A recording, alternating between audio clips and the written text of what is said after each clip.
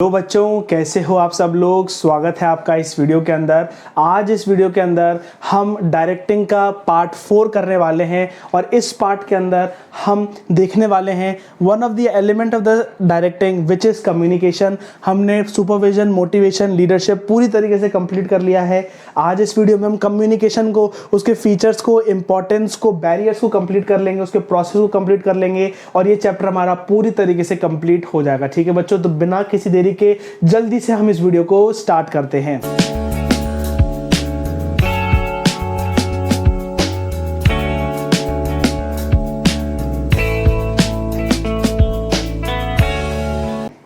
तो बच्चों, कम्युनिकेशन का मतलब आपको ध्यान होना चाहिए कि कम्युनिकेशन वर्ड का मीनिंग क्या है। कम्युनिकेशन यानी कि मैं अपने आइडियाज़ को एक्सचेंज कर रहा हूँ, ठीक है, उसका बोलते हैं ना आदान प्रदान में कर रहा हूँ अपने आइडियाज़ का, तो उसको हम क्या बोलते हैं, कम्युनिकेशन कहते हैं। एक वर्ड में, एक कीवर्ड में आप याद कर लो कि what is communication. Communication is the exchange of ideas from sender to the receiver. ठीक है बच्चों, इतना डेफिनेशन आपको याद करके आपका पूरा कंप्लीट काम हो जाएगा। ठीक है, तो कम्युनिकेशन का मतलब मैंने आपको बता दिया कि मैसेज को ट्रांसफर करना है। और ये कम्युनिकेशन होता कैसे है, कम्युनिकेशन होता कैसे, देखो आप अपने डे टू डे एक्टिविटीज में देखो कि आप कम्युनिकेट कैसे करते हो। बताओ, जैसे जब आप रील्स स्क्रॉल करते हो, तो रील स्क्रॉल करते करते एक रील आपको इतनी पसंद आ जाती है कि आपको अपने दोस्तों को उसको भेजनी होती है। ठीक है, अगर नहीं भेजा तो पूरे दिन भर में आना खाना ऐसा भाता नहीं है और ना बहुत ज़्यादा बेचैनी होने लग जाती है। क्यों? क्योंकि हमको हमारे दोस्त को भी दिखाना है कि हम क्या रील्स देख रहे हैं, क्या मीम देख रहे हैं। ठीक है, तो आपने क्या डिसाइड किया कि मैं अपने दोस्त को ये मीम भेजूंगा, ये रील भेजूंगा। तो आपने क्या किया, डीएम खोला उसका और डीएम में जाके वहां पे पोस्ट कर दिया। तो यानी कि आप कौन हो, सेंडर हो। आपका मैसेज क्या है, वो रील आपने सेंड की है किसको, रिसीवर को, यानी कि आपका दोस्त क्या है, रिसीवर। तो आप जब उस मैसेज को भेज रहे हो अपने दोस्त के पास, तो हो सकता है कि आपका इंटरनेट चालू नहीं हो। ठीक है, हो सकता है आपके फ़ोन में इतनी बैटरी नहीं हो। ठीक है, कुछ ना कुछ नॉइस, कुछ ना कुछ दिक्कत तो बीच में आ सकती है जिससे वो मैसेज आपके दोस्त के पास ना पहुंचे। ठीक है, और हो सकता है आपके दोस्त के पास है ना इतनी अच्छी एबिलिटी नहीं है, वो मीम्स को है ना रील्स को समझता नहीं है। तो क्या हो जाए, वो समझ नहीं पाए कि आप क्या है ना मुझे बताना चाहते हो। और दूसरा केस क्या हो सकता है, वो समझ जाए कि आप क्या बताना चाहते हो। उससे क्या होगा, वो उस मैसेज को डिकोड करेगा। ठीक है, मैसेज को डिकोड करेगा और डिकोड करने के बाद आपको फीडबैक देगा। ठीक है ना, आपको लाफिंग इमोजी या फिर है ना लव इमोजी शेयर करेगा। जिससे क्या होता है, उसको क्या बोलते हैं, कम्युनिकेशन को बोलते हैं। क्योंकि आपने अपने आइडिया को, आपने जो मीम, जो रील था, उस आइडिया को अपने दोस्त को कम्युनिकेट कर दिया और उसका रिप्लाई आपके पास आ गया। तो उसको क्या कहते हैं, कम्युनिकेशन। देखो बच्चों, उसका प्रोसेस समझ लो, प्रोसेस समझ जाओगे ना तो बहुत आसान हो जाएगा। सबसे पहले आप सेंडर हो। ठीक है, सेंडर हो, आप क्या भेज रहे हो, आप मैसेज भेज रहे हो। आप क्या भेज रहे हो, मैसेज भेज रहे हो। मैसेज भेज रहे हो, किसको भेज रहे हो आप मैसेज, आप मैसेज भेज रहे हो, you are sending message through media. और मीडिया से मैसेज किसके पास जा रहा है, रिसीवर के पास जा रहा है। ठीक है, रिसीवर उस मैसेज को एनकोड करके आपको क्या कर देगा, आपको फीडबैक देगा। ठीक है, फीडबैक आपके पास हो जाएगा। ठीक है, मैंने बताया कि जैसे ही आप रील भेजोगे तो हो सकता है बीच में कुछ नॉइस आ जाए, बीच में कुछ क्या हो जाए, नॉइस आ जाए। ठीक है, आपके भेजने के प्रोसेस में उसमें क्या हो जाए, नॉइस आ जाए। ठीक है, तो जैसे ही वो मैसेज मीडिया पे जाएगा, मीडिया पे जाने के बाद वो क्या करेगा, उसको डिकोड करेगा। वो देखेगा, उस मैसेज को खोल के देखेगा कि अच्छा क्या है, कौन सी रील है, कैसी अच्छी है, नहीं है। तो उसको डिकोड करेगा, यानी कि उसको समझेगा, समझने की कोशिश करेगा। ठीक है, और वो कहाँ पे पहुंच जाएगी, रिसीवर के पास पहुंच जाएगी और रिसीवर उसका फीडबैक देगा एंड वो वापस यहाँ पे चला जाएगा। बच्चों, मेजरली अगर मैं इसको सिखाना चाहूँ तो आपको व्हाट्सएप के एग्जांपल से भी सिखा सकता हूँ। आपको पता होगा कि व्हाट्सएप पे लिखा होता है कि हाईली है ना, आपका जो डेटा है वो इनक्रिप्टेड डेटा है। ठीक है, इनक्रिप्टेड डेटा है, यानी कि आपका डेटा इनक्रिप्ट हो चुका है। जो आपका मैसेज है वो उस ओरिजिनल फॉर्म में नहीं है, उसको इनक्रिप्ट किया गया है, यानी कि उसको एक अलग ही लैंग्वेज में चेंज कर दिया गया है कि कोई सा भी बंदा, बीच का बंदा उसको डिकोड ना कर पाए। ठीक है ना, उसको डिकोड नहीं कर पाए, इसलिए वो एक अलग ही लैंग्वेज में कन्वर्ट हो चुका है। ठीक है, आपका मैसेज एक अलग ही लैंग्वेज में कन्वर्ट हो चुका है। क्या हो गया, वो इनक्रिप्ट हो चुका है और फिर जब वो रिसीवर के पास गया तो वो जो डेटा है वो डिकोड होके गया। ठीक है, तो जो बीच का प्रोसेस है वो बहुत ज़्यादा सिक्योरिटी में रहने वाला प्रोसेस है। ठीक है बच्चों, आप इसको किस प्रोसेस से समझ सकते हो, इंस्टाग्राम रील फॉरवर्ड मेथड, आप इसको बोल दो Instagram reel forward method to a friend. ठीक है, दोस्त को रील फॉरवर्ड करने का क्या मेथड होता है, सेंडर से आपके पास है मैसेज, जो रील है, रील को भेजोगे तो हो सकता है नेटवर्क का इशू हो सकता है आपके फ़ोन में बैटरी की कमी हो, ठीक है ना, तो वो मैसेज उस मीडिया से होते हुए रिसीवर के पास जाएगा, रिसीवर उसको डिकोड कर लेगा और रिसीवर से फीडबैक आपको मिल जाएगा और फीडबैक वापस सेंडर के पास चला जाएगा। याद कर सकते हो इसको ऐसे, नहीं तो व्हाट्सएप का जो एग्जांपल है उससे भी आप याद कर सकते हो। ठीक है बच्चों, तो जल्दी से हम देख लेते हैं कि कम्युनिकेशन का क्या फीचर्स होते हैं एंड कम्युनिकेशन के क्या इंपॉर्टेंस होते हैं। इंपॉर्टेंस क्या होते हैं कम्युनिकेशन के देख लेते हैं। सबसे पहले बेसिस फॉर कोऑर्डिनेशन, यानी कि अगर आप कम्युनिकेट करोगे अपने टीम मेंबर से, ठीक है, अपने लीडर से, तो क्या होगा, कोऑर्डिनेशन के साथ काम होगा, सारे डिपार्टमेंट्स मिलके एक डायरेक्शन की ओर काम कर पाएंगे। ठीक है बच्चों। सेकंड है स्मूथ वर्किंग, यानी कि अगर कम्युनिकेशन बीच में होता रहा तो जो आपका वर्किंग है, जो आपका काम है, वो स्मूथ तरीके से हो जाएगा। ठीक है ना, उसमें कोई भी, ठीक है ना, मिस इंटरप्रिटेशन यानी कि नॉइस वगैरह कुछ भी उसके अंदर काम के अंदर नहीं आएगी। ठीक है, अगर आप कम्युनिकेट करते रहोगे ना तो कोई मिसअंडरस्टैंडिंग ही नहीं होगी। ठीक है ना, काम आप अच्छे तरीके से कर सकते हो। थर्ड है बेस फॉर डिसीजन मेकिंग। बच्चों अगर आप कुछ अपने काम को, अगर आप अपने आइडियाज़ को एक्सचेंज नहीं करोगे अपने लीडर के साथ, लीडर अपने आइडियाज़ को एक्सचेंज नहीं करेगा आपके साथ, तो डिसीजन कैसे बनेगा। ठीक है, कोई काम करना है, हम कैसे कर पाएंगे उस काम को, ठीक है ना, उसको काम को स्टार्ट कैसे करेंगे, उसकी प्लानिंग कैसे करेंगे। अगर लीडर आइडिया को कन्वे ही नहीं कर रहा है तो डिसीजन कैसे बनेगा, गोल कैसे बनेंगे, प्लानिंग है ना, ऑर्गेनाइजिंग कैसे होगी। ठीक है ना, तो कम्युनिकेशन यहाँ पे करना बहुत ज़रूरी है। फोर्थ है कि वो इंक्रीज करता है मैनेजरियल एफिशिएंसी को। ठीक है, मान लो मैं मैनेजर हूँ, आप मेरे वर्कर हो, ठीक है, तो मैं आपको गाइड करूंगा, आपको डायरेक्ट करूंगा, आपको सुपरवाइज करूंगा। कैसे करूंगा, सिर्फ ऐसे करूंगा ऐसे तो मैं नहीं करूंगा। क्या करूंगा, मैं आपको बोल के समझाऊंगा। कुछ आपको काम नहीं आता है तो मैं आपको समझाऊंगा वो काम बोल के। ठीक है, आपको गाइड करूंगा, सुपरवाइज करूंगा, है ना, सुपरवाइज करूंगा, मोटिवेट करूंगा, लीडर है ना, मोटिवेट करूंगा, लीडरशिप से आपको कनेक्ट करके रखूंगा। क्या होगा, कैसे करूंगा उसको, मैं कैसे मैं करूंगा उसको, मुझे बताओ। कम्युनिकेट करूंगा, मैं अपने आइडियाज को भेजूंगा आपकी तरफ, चाहे से ओरली भेजूं या फिर रिटर्न फॉर्मेट में भेजूं, कम्युनिकेट मुझको करना होगा। ठीक है बच्चों। फिफ्थ है इफेक्टिव लीडरशिप, यानी कि लीडरशिप भी इफेक्टिव तभी होगी, यानी कि लीडरशिप भी अच्छी तरीके से एक लीडर तभी काम कर पाएगा जब वो अपने टीममेट से कंटिन्यूअस, है ना, कम्युनिकेशन में हो। जैसे मुझे बताओ, टीचर हूँ, जैसे मैं आपका टीचर हूँ, अगर मैं आपको कोई कॉन्सेप्ट नहीं पढ़ा रहा हूँ, मैं समझा नहीं रहा हूँ आपको, ठीक है ना, क्या काम करना है, कैसे लिखना है, कैसे अटेम्प्ट करना है, क्या स्ट्रेटजी होगी, क्या रोड मैप होगा, कैसे रिवीजन करना है, ठीक है, कैसे अटेम्प्ट करना है, कैसे हाई स्कोर करना है, अगर मैं आपको समझा नहीं रहा हूँ, बता नहीं रहा हूँ, ठीक है, आपको गाइड नहीं कर रहा हूँ, इन्फ्लुएंस नहीं कर रहा हूँ, आपको आपके सामने गुड एग्जाम्पल सेट नहीं कर रहा हूँ, तो क्या होगा, मैं एक इफेक्टिव लीडर यानी कि एक अच्छा लीडर नहीं बन पाऊंगा। और अच्छा लीडर बनने के लिए मुझे कम्युनिकेशन करना, कम्युनिकेट करना बहुत ज़्यादा ज़रूरी हो जाएगा। सिक्स देखो, प्रमोट्स पीस एंड कॉपरेशन। देखो बच्चों क्या होता है, जब आप रेगुलर कम्युनिकेट करते हो ना, रेगुलर कम्युनिकेट करते हो तो ऑर्गेनाइजेशन में एक पीस मेंटेन रहती है। ठीक है, एम्प्लॉयज़ है, एम्प्लॉयज़ ऑर्गेनाइजेशन के बारे में गलत नहीं सोचेंगे कि रे यार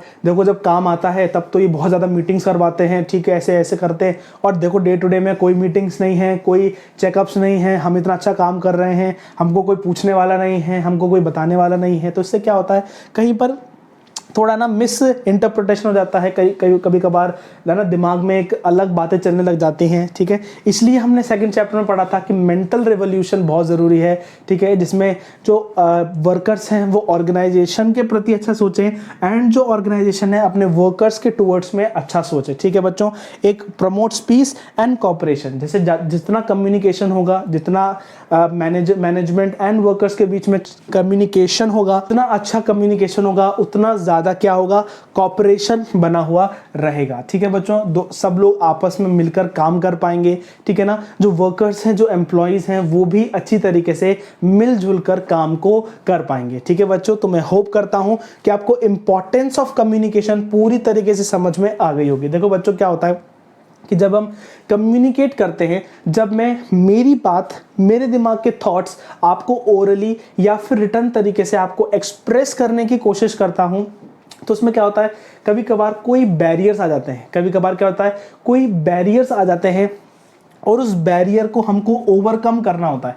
बैरियर को हमको क्या करना होता है? ओवरकम करना होता है। हो सकता है मैं जो बोल रहा हूँ आप समझ ही नहीं पा रहे हो, ठीक है, अभी आपकी इच्छा ही नहीं है मुझे सुनने की, ठीक है, तो आपको मैसेज समझ में नहीं आएगा, ठीक है, और आप क्या है, मेरे आपका मन में कुछ अलग ही चल रहा है, ठीक है ना, कुछ और ही आपके मन में विचार चल रहे हैं ना, इंटरेस्ट आपका अलग है, तो आप इसको नहीं समझ पाओगे, ठीक है। अगर आप किसी डॉक्टर को बोलोगे कि लो ये क्लास 12 बीएसटी का वीडियो देखो, ठीक है, उसको समझ में ही नहीं आएगा ये चीज़, क्योंकि उसका इंटरेस्ट ही नहीं है, वो सीखना ही नहीं चाहता, वो चाहता ही नहीं है कि मैं सीखूं, ठीक है बच्चों। So there are many barriers to the communication, है ना। We will study 4 major barriers in the communication, है ना, सिमेंटिक बैरियर, साइकोलॉजिकल बैरियर, ठीक है, organisational barriers and personal barriers, ठीक है बच्चों। तो जल्दी से हम उन 4 टाइप्स ऑफ कम्युनिकेशन बैरियर्स को देखते हैं। बैरियर्स करने से पहले जल्दी से हम टाइप्स ऑफ कम्युनिकेशन देख लेते हैं।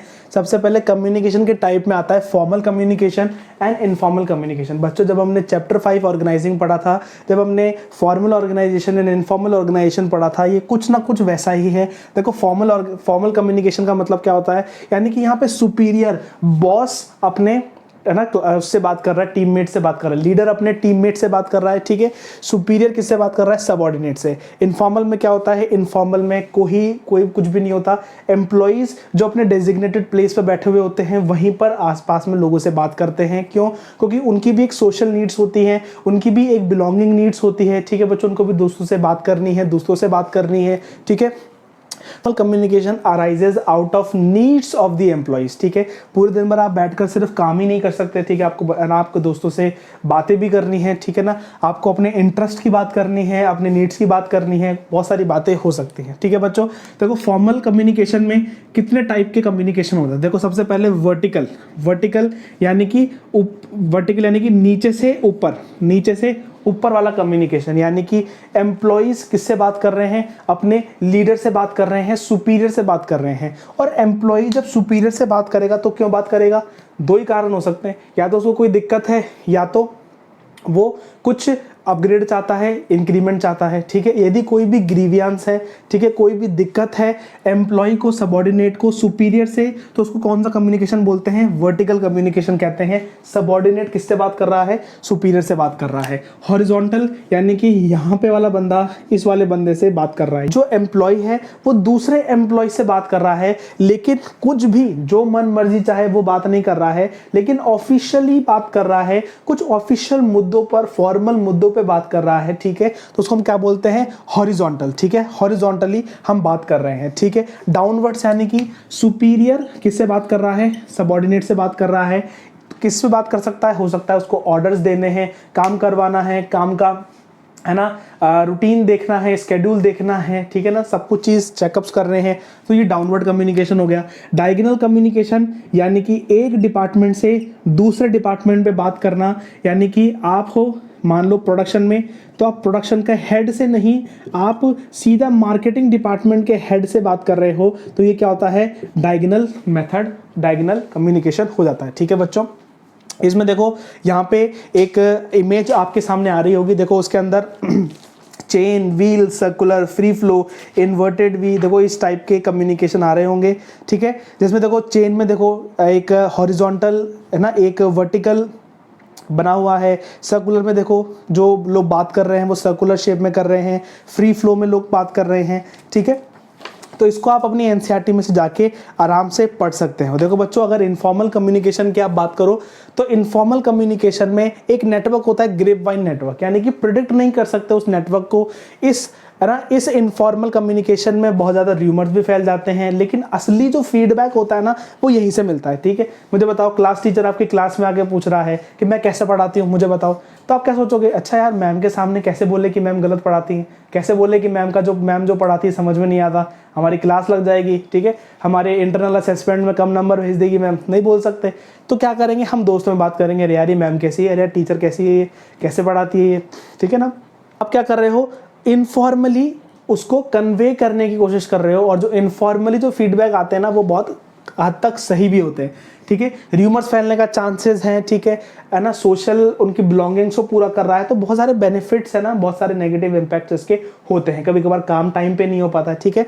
तो इनफॉर्मल कम्युनिकेशन का जो नेटवर्क होता है ना वो ग्रेप वाइन नेटवर्क होता है। देखो आपकी स्क्रीन के ऊपर एक इमेज आ गई होगी, देखो gossip network, probability network, cluster network, ठीक है। जो गॉसिप नेटवर्क है उसको हम बोलते हैं नॉन सेलेक्टिव बेसिस, यानी कि यहाँ पे जो कम्युनिकेशन हो रही है उस पर कोई भी सेलेक्टिविटी नहीं है कि मैं इसी बंदे से बात करूंगा, दूसरे बंदे से बात करूंगा, सब लोग आपस में एक दूसरे से बात कर रहे हैं, यानी this is the gossip network, है ना, which communicates on non selective basis, ठीक है। देखो प्रोबेबिलिटी नेटवर्क यानी कि रैंडमली हम किसी से भी बात कर रहे हैं, ठीक है, हम जिस पोजीशन में हैं हम उस पोजीशन में किसी से भी बात कर रहे हैं। क्लस्टर नेटवर्क यानी कि this network is based on trust, यानी कि जिस व्यक्ति से आप ट्रस्ट करते हो, उस पर ट्रस्ट करते हो, आप उसी से बात कर रहे हो, ठीक है। So cluster is one of the most popular in organization, कि लोग उन्हीं से बात करते हैं, है ना। People communicate with those only, है ना, to whom they can trust effectively, जिनसे वो अच्छी तरीके से ट्रस्ट कर सकते हैं, ठीक है बच्चों। तो ये आप नेटवर्क्स पढ़ लीजिए अपने एनसीईआरटी बुक के अंदर। तो अब हम जल्दी से जंप करते हैं बैरियर्स टू कम्युनिकेशन पर। सबसे पहले होता है सिमेंटिक बैरियर, सेकंड होता है साइकोलॉजिकल बैरियर, टोटल 4 है, दो करके हम पढ़ते हैं। देखो सबसे पहले सिमेंटिक बैरियर, यानी कि मैंने बोला कुछ, आपने समझा कुछ, मैं बोलना कुछ और ज़्यादा था लेकिन आप समझ कुछ और ही गए, ठीक है। सबसे पहला बैडली एक्सप्रेस मैसेज, यानी कि आपने जो मैसेज कम्युनिकेट करना था उसको ढंग से एक्सप्रेस ही नहीं किया, मतलब ढंग से उसको फॉर्मेट नहीं किया, ढंग से उसको, है ना, मतलब एक्सप्रेस ढंग से आपने नहीं किया उस मैसेज को, ठीक है बच्चों। सेकंड हो जाता है कि आपने सिंबल कुछ और भेजना था, सिंबल दूसरा भेज दिया, यानी कि जब हम व्हाट्सएप पे चैटिंग करते हैं, ठीक है, एक विसल बजाने वाला, है ना, इमोजी है, आपको पता होगा एक कैसा विसल बजाने वाला इमोजी है, ठीक है ना। तो लोग उसको सोचते हैं कि ये विसल नहीं है, ये किस है, ठीक है ना। तो आपने तो विसलिंग का इमोजी भेजा था, लेकिन दूसरे ने समझा कि ये तो मुझे किस का इमोजी भेज रहा है, ठीक है। तो सिंबल्स ऐसे आपने भेजे होंगे जिसका मीनिंग कुछ डिफरेंट निकल के आ रहा होगा, ठीक है। थर्ड है टेक्निकल जेरेंस, यानी कि आपने बहुत टेक्निकल लैंग्वेज का इस्तेमाल कर लिया, बहुत ही बड़े बड़े ऊंचे शब्द का इस्तेमाल कर लिया, तो जो रिसीवर है वो समझ ही नहीं पा रहा है कि आप बोलना क्या चाहते हो, ठीक है। बहुत ज़्यादा उसको ट्रांसलेट करना होता है, कभी कभार फॉल्टी ट्रांसलेशन हो जाता है, ठीक है। कभी कभार जो गूगल होता है वो लिटरल ट्रांसलेशन करता है, ठीक है। उससे क्या होता है कि जो ट्रांसलेशन है उसमें फॉल्ट हो जाता है, फॉल्टी ट्रांसलेशन आ जाते हैं, ठीक है बच्चों। फिफ्थ है अनक्लैरिफाइड अजम्पशन। इसका मतलब क्या होता है, यानी कि मैंने आपको गाइड किया कुछ काम करने के लिए, लेकिन आपके मन के अंदर कुछ अलग ही अजम्पशंस चल रहे हैं, आप अपने मन के अंदर कुछ और ही ठान के बैठे हो, ठीक है। तो जो मैं आपको समझाऊंगा वो आपको समझ में ही नहीं आएगा, ठीक है बच्चों। आपके मन में जो अजम्पशंस हैं, यानी कि मैंने आपको बोला, मैं एज अ टीचर मैंने आपको बोला कि बच्चों आप लोग उठो, यहाँ से आप जाके सेक्शन सी में जाके बैठ जाओ। तो आपके मन में आया कि अच्छा यार, मैं टीचर तो हमको पढ़ाना नहीं चाहती, टीचर तो हमको ऐसा करना चाहती, वैसे करना चाहती। नहीं, मैं ऐसा नहीं बोल रहा हूँ आपको कि आप मेरी क्लास से बाहर चल रहा हूँ, मैं बोल रहा हूँ सेक्शन सी में जाके बैठ जाओ वहाँ पे, ठीक है, क्योंकि हो सकता है वहाँ का डिसिप्लिन खत्म हो गया हो, ठीक है ना, वहाँ का डिसिप्लिन अच्छा नहीं हो, तो मैं आपको वहाँ पे भेज रहा हूँ, ठीक है। तो मैसेज में कुछ बोलना चाहता हूँ लेकिन आप मैसेज को समझ नहीं पा रहे हो क्योंकि आपके अंदर बहुत अनक्लैरिफाइड अजम्पशंस है, ठीक है। यानी कि उस मैसेज के अंदर क्लैरिफिकेशन नहीं है, प्रॉपर क्लैरिटी नहीं है कि आपको काम क्या करना है, एक्शन क्या करना है, ठीक है। सेकंड आ जाता है साइकोलॉजिकल बैरियर्स, यानी कि ये आपके मन के बैरियर्स हैं, ठीक है। कभी कभार आपको किसी बात में इंटरेस्ट नहीं है तो आप उस बात को समझ नहीं पाओगे। अगर आपके मन के अंदर गुस्सा है, डिस्ट्रस्ट है, ठीक है, तो उस बात को आपको समझ में नहीं आएगा। मतलब जो मैं कहना चाहता हूँ ना, उसकी भावना, उसके इमोशंस आप नहीं समझ पाओगे, तो क्या होगा, आप मिस इंटरप्रेट करना चालू कर दोगे। सिमेंटिक बैरियर, यानी कि मैं बोल रहा हूँ कुछ, आप समझ रहे हो कुछ। पर साइकोलॉजिकल बैरियर, यानी कि आपका दिमाग का बैरियर है, ठीक है ना, आपके इनर फीलिंग्स का बैरियर है ना। आप गुस्सा हो, आप समझ नहीं पा रहे हो, आप बात सुनने से पहले ही उसका इवैल्यूएशन कर दिए, ठीक है, प्रीमेच्योर इवैल्यूएशन, बात को पूरी होने से पहले ही आपने जवाब दे दिया मुझको, ठीक है। सेकंड है लैक ऑफ अटेंशन, जब मैं बोल रहा था आपकी अटेंशन नहीं थी, ठीक है, इसलिए आप बार बार वीडियो को रिवाइंड करके देख रहे हो। क्यों? क्योंकि जब मैं समझा रहा हूं तो आपकी अटेंशन वहां पे नहीं है, तो वो कौन सा बैरियर है, साइकोलॉजिकल बैरियर है। थर्ड है लॉस थ्रू ट्रांसमिशन, यानी कि जो इन्फॉर्मेशन है वो इतने चैनल से होके जा रही है ना। तो वो क्या हो गया, मैंने कुछ मैसेज भेजा था, ठीक है, अब वो मैसेज क्या हुआ, मैसेज हो गया XY A, फिर हो गया ABX, फिर हो गया X ... ठीक है। तो जो मैसेज है वो अपनी ओरिजिनलिटी लॉस करता हुआ जा रहा है एंड उसका जो मैसेज है वो लॉस हो रहा है। फोर्थ, डिस्ट्रस्ट, यानी कि जिस व्यक्ति से आप सुन रहे हो उस व्यक्ति पे आपको विश्वास ही नहीं है, भरोसा ही नहीं है कि वो सही बता सकता है। तो अगर कुछ भी वो सही भी बताएगा तो आप उसके मैसेज को, उसकी बात को नहीं समझ पाओगे। ठीक है बच्चों, तो मैं होप करता हूँ ये semantic barrier and psychological barrier आपके पूरी तरीके से क्लियर हो गए होंगे। तो थर्ड है ऑर्गेनाइजेशनल बैरियर, यानी कि कम्युनिकेशन में दिक्कत आ रही है। क्यों? क्योंकि ऑर्गेनाइजेशंस की पॉलिसीज, रूल्स है ना, ऑर्गेनाइजेशन में दिक्कत है ना। हम बाहर तो कर लेते हैं आराम से, लेकिन ऑर्गेनाइजेशन का पैटर्न ऐसा है कि वहां पे कोई ढंग से बात ही नहीं कर पा रहा है। कैसे? ऑर्गेनाइजेशन की पॉलिसी ही अलग है ना। ऑर्गेनाइजेशन चाहती नहीं है कि हम बात करें, ठीक है, उनसे ऑटोक्रेटिक है ना, अथॉरिटेटिव सेंट्रलाइज सिस्टम है उनका, ठीक है, हमसे बात ही नहीं करना चाहते। ऑर्गेनाइजेशन क्लाइमेट, यानी कि वहाँ के रूल्स एंड रेगुलेशन ऐसे हैं कि आप अपने बॉस से बात ही नहीं कर सकते, अपने लीडर से आप बात ही नहीं कर सकते, कोई मैसेज कन्वे नहीं कर सकते। थर्ड है स्टेटस, सुपीरियर से जैसे आप बात करते हो तो सुपीरियर जो बॉस है वो सोचता है अरे तू सिखाएगा मुझको, है ना, तेरा स्टेटस और मेरा स्टेटस देख कैसा है, मैं देख कितना बड़े लेवल पे हूँ और तू देख कैसा है, तो मैं तेरे से बात नहीं करूंगा। कॉम्प्लेक्स स्ट्रक्चर, कभी कभार क्या होता है इतने ज़्यादा है ना प्रोसेस हमको निभाने पड़ते हैं, ठीक है, लीडर से बात करने के लिए मेल लिखो, मेल के बाद सिग्नेचर करो, सिग्नेचर के बाद अपने लीडर से कंफर्म करो, फिर उसके बाद लीडर का मेल जाएगा, तो बहुत ज़्यादा डिफिकल्टीज हो जाती है कभी कभार क्योंकि स्ट्रक्चर अच्छा नहीं होता। और फिफ्थ है ऑर्गेनाइजेशन फैसिलिटीज़, यानी कि ऑर्गेनाइजेशन कितना फैसिलिटेट करता है कि आप अपने लीडर से बात करें, ऑर्गेनाइजेशन कितना आपको सपोर्ट करता है, मोटिवेट करता है कि आप अपने लीडर से बात करें, ठीक है, कितनी ऑर्गेनाइजेशन के अंदर मीटिंग्स हो रही हैं, कितने है ना मीटिंग शेड्यूल करी जा रही है, लीडर कितना आपसे बात कर रहा है, तो ये भी बहुत फर्क पड़ता है। फोर्थ देखो बच्चों क्या है, पर्सनल बैरियर, यानी कि अब यहाँ पे ना ऑर्गेनाइजेशन की दिक्कत है, ना साइकोलॉजिकल है, ना सिमेंटिक है, यहाँ पे है आपका खुद का बैरियर, यानी कि भाई क्यों नहीं करते हो ऑर्गेनाइजेशन, क्यों नहीं करते हो? अरे यार अथॉरिटी से बात करने में डर लगता है ना, अथॉरिटी से हम बात करेंगे तो अथॉरिटीज को ऐसा लगेगा कि यार ये हमको चैलेंज कर रहे हैं, ये हमारे पे है ना खुद हमको सिखा रहे हैं ये, तो हम बात ही नहीं करते। हमको लगता है ठीक है भाई मुझे डर लगता है बात करने से, हम बात ही नहीं करते। सेकंड हो सकता है अनविलिंगनेस, यानी कि बात करने की इच्छा ही नहीं है। मैं क्या बात करूँ, उस व्यक्ति से बात करने की इच्छा ही नहीं है, उससे थोड़ी ना बात करूंगा मैं, ठीक है, उस बात वो सुनता ही नहीं मेरी बात को, तो मैं उससे कैसे बात करूं, ठीक है, अनविलिंगनेस है।